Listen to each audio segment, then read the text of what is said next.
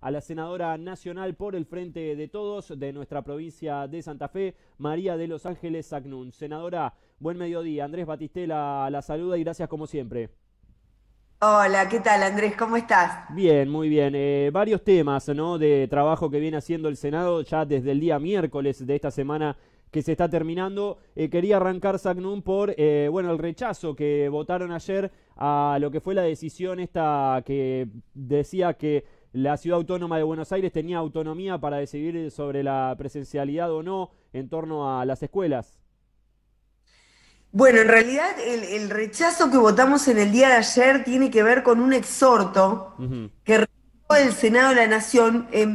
Es muy posible que quizás esto haya generado algún tipo de confusión, porque fíjate vos que es la justicia no federal, sino la justicia ordinaria de la Ciudad Autónoma de Buenos Aires, la que nos envía un exhorto al Senado de la Nación Argentina dándonos un plazo de 15 días para que avancemos en una legislación, nos dan incluso los parámetros, nos dicen cómo tendríamos que legislar, nos dicen que también tenemos que articular con el Poder Ejecutivo Nacional, o sea, están exorbitando las funciones propias del Poder Judicial. De Ujú. ninguna manera nos pueden, yo decía ayer en el debate, Andrés, que lo único que nos faltaba era que nos manden una copia de la ley que pensaban que debíamos dictar y que habían modificado por decreto la Constitución Nacional porque han cambiado la modalidad de formación y sanción de las leyes que establece en el capítulo quinto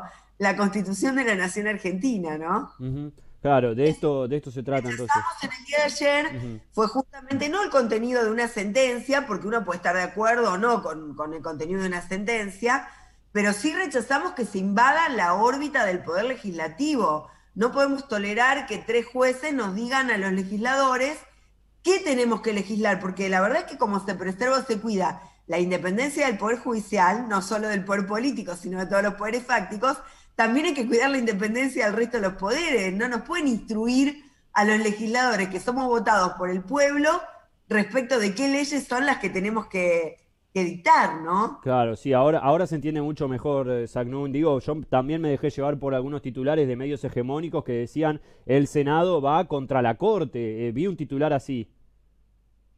Claro, no tiene absolutamente nada que ver el rechazo por un exhorto que recibimos. A ver, un exhorto es una orden, Ujú. es una notificación que nos llega, mediante la cual lo que se nos está diciendo es legislen de esta manera. Ujú. Nos dan parámetros y hasta nos dan un plazo de 15 días, Andrés. Claro. Eso es lo que rechazamos. De ninguna manera podríamos rechazar o sacar un proyecto de resolución rechazando el contenido de una sentencia, porque eso también tiene que ver con la órbita del Poder Judicial. Uno puede estar de acuerdo o no con una sentencia, pero de ahí a votar un proyecto de resolución en contra del contenido de una sentencia hay una diferencia importante. Claro, no, qué loco que algunos que se llenan la boca hablando de división de poderes y de republicanismo son los que hoy se están quejando de esto que ustedes decidieron como otro de los poderes del Estado. Exactamente, exactamente. Y además porque nos compete a nosotros, en todo caso, legislar en torno a la situación de la pandemia. De hecho, fíjate que esta semana tuvimos un plenario de comisiones que justamente lo presidí porque la cabecera era la comisión de la que me hago cargo, que es la Comisión de Asuntos Constitucionales, y allí sacamos un dictamen favorable a un proyecto de ley que mandó el presidente de la Nación donde se establecen parámetros concretos, Ujú. fundados en materia epidemiológica y sanitaria, para tener, en todo caso, restricciones siguiendo un cierto parámetro, que las restricciones sean progresivas, que sean proporcionales, que sean razonables, que se tomen, en todo caso, también en consulta y diálogo con los gobernadores de las provincias, con el jefe de la ciudad autónoma de Buenos Aires, pero que en definitiva estas decisiones tengan que ver con datos objetivos y con criterios epidemiológicos. ¿Qué queremos decir? Que si hay que restringir un poco más, tenga que ver el propio presidente de la Nación incorpora allí parámetros que hablan de alarma epidemiológica cuando realmente hay un nivel muy alto de contagiosidad y pocas camas de terapia, respiradores disponibles para la población, y también divide entre riesgo bajo, medio y alto a las localidades o ciudades con una cantidad determinada de habitantes. Es decir, se está de alguna manera autolimitando. Y fíjate vos que los medios más concentrados o hegemónicos hablan de ese proyecto diciendo que es el proyecto de los superpoderes, cuando en realidad lo que está haciendo el presidente de la Nación a través de ese proyecto de ley es justamente autolimitarse. Claro, sí, además se veía, me hubiese gustado ver, no tuve la oportunidad pero veía que el panel de quienes se expusieron en relación a estos temas era bien variado, ¿no? Estaba, no sé, Andrés Gil Domínguez, pero estaba Alejandro Fargosi, estaba Daniel Sapsay, bueno, estaban los santafesinos Domingo Rondina y Mariano Bar también exponiendo, ¿no? Sí, tuvimos el orgullo de contar con dos santafesinos que también formaron parte de ese debate de comisiones, y a mí la verdad que, bueno, nuestra provincia es cuna en la Constitución, pero también me enorgullece que haya constitucionalistas santafesinos que más allá de las posiciones, en este caso, bueno, coincidían en general con nuestros planteos, ¿no? Pero más allá de eso, a uno siempre le enorgullece que haya santafesinos o santafesinas exponiendo en el ámbito de las comisiones del Senado. Claro. ¿Cómo sigue el tratamiento de este proyecto en particular? El que de alguna manera, bueno, usted decía, los medios hegemónicos lo llamaron el de los superpoderes, pero que en realidad tiene que ver con validar con criterios epidemiológicos y sanitarios las medidas que toma el gobierno nacional. ¿Cómo sigue este recorrido? Mirá, estamos en diálogo, hoy estuvimos toda la mañana trabajando en ese sentido con los diputados de la Nación y también, por supuesto, con el Gobierno Nacional, con la Secretaría Legal y Técnica de la Presidencia, viendo si se le va a introducir algún tipo de modificación. Hay algunas sugerencias de modificaciones, todavía no te las podría adelantar porque no están consensuadas, pero en principio nosotros suscribimos el día jueves el dictamen de comisiones porque justamente lo que queremos es rápidamente darle tratamiento, pues estamos hablando de que en la Argentina avanza la segunda ola de la pandemia, no podemos estar demorando desde el Congreso las herramientas con las que tiene que contar el gobierno nacional. Pero la idea es que podemos llevar algún tipo de modificación en el momento del tratamiento en el recinto, que sería el jueves próximo. Claro. Yo pensé que algunas cosas, senadora, ya estaban dichas de antemano, de alguna manera. Por ejemplo, en la presencialidad o virtualidad, pensé que el Consejo Federal de Educación ya había establecido esos parámetros. O bien los establecieron y algunos quisieron mirar para otro lado. Eso es lo que no termino de entender, pero bueno, ustedes ahora lo van a validar por ley si esto se termina aprobando. Claro, exactamente, esa es la idea es que haya una ley, que es como te digo, que sea progresiva, es decir, que se vayan tomando medidas de menos a más.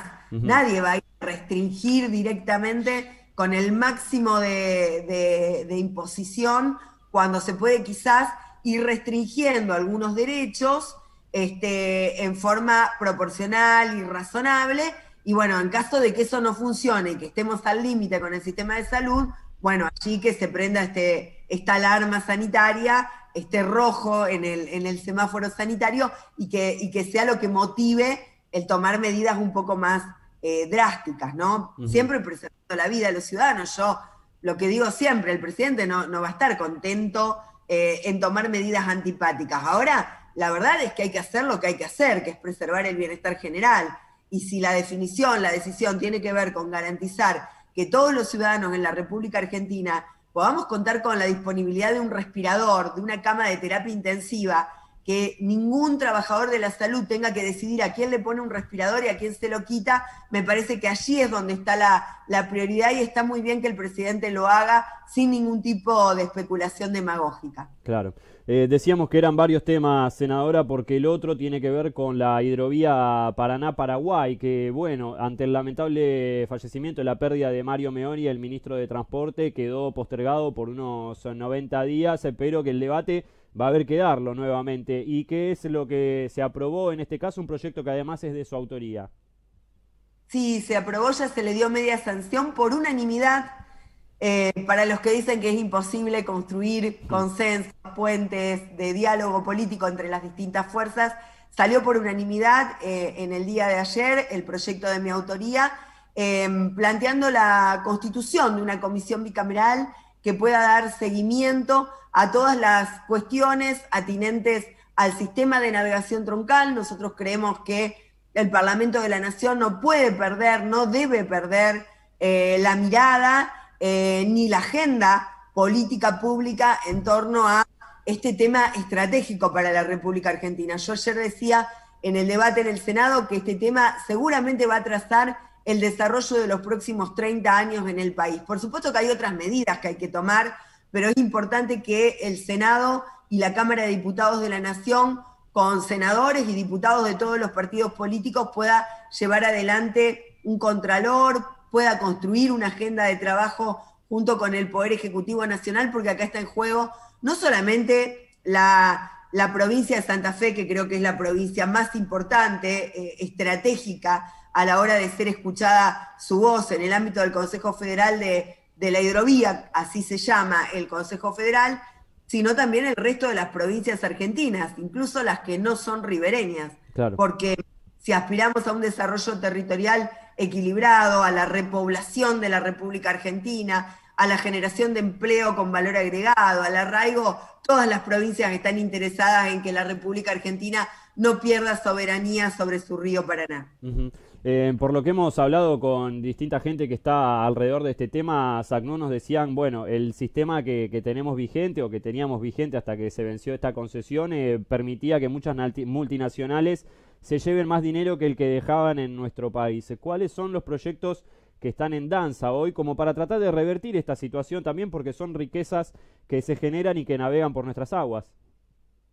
Bueno, yo creo que hay otras patas que no están quizás directamente relacionadas con lo que tiene que ver el sistema de navegación troncal, el dragado y el balizamiento, pero que sí tienen que ver con los organismos de control que tienen que funcionar en la República Argentina.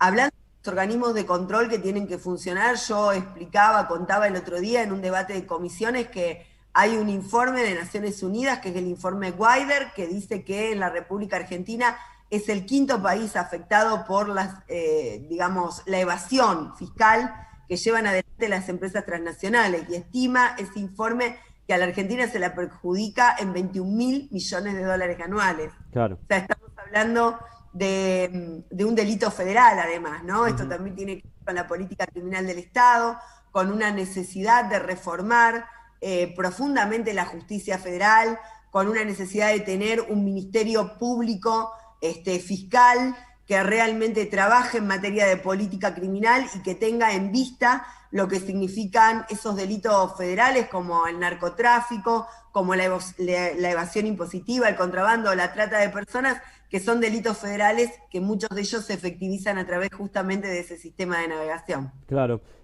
¿Flota mercante propia es algo que esté hoy en el horizonte? Bueno, hay una ley de la Marina Mercante, que es una ley que sancionamos oportunamente en el Parlamento de la Nación, una ley en la que trabajó mucho, recuerdo, Pino Solanas, cuando fue senador nacional y con quien tuve la oportunidad de compartir el recinto, y muchos trabajos también en conjunto que llevamos adelante en la última parte, fundamentalmente cuando constituimos y ayudamos a construir el Frente de Todos. Entendemos que claramente una nueva ley o una ley ayornada de la Marina Mercante que aporte al desarrollo nacional, que podamos tener un mayor porcentaje de banderas en la navegación sobre nuestro río Paraná, es una aspiración absolutamente importante, lo mismo que el desarrollo de la industria naval, de la industria pesquera, son todas grandes causas nacionales sobre las que tenemos que seguir trabajando y articulando importantes consensos que estén por encima de las diferencias políticos partidarias, porque tienen que ver con la defensa de la Argentina y tienen que ver con la defensa de nuestra provincia, la provincia de Santa Fe. Sí, el otro día hablaba con el diputado provincial acá, Carlos Delfrade, Marilín, y le decía, esto es como una nueva vuelta de obligado. Me retó, me dijo, esa batalla la ganamos en Santa Fe, en Punta Quebracho, me dijo, tenemos que aprender de historia santafesina. Es cierto, ¿no? Fue la provincia de Santa Fe, actor clave también.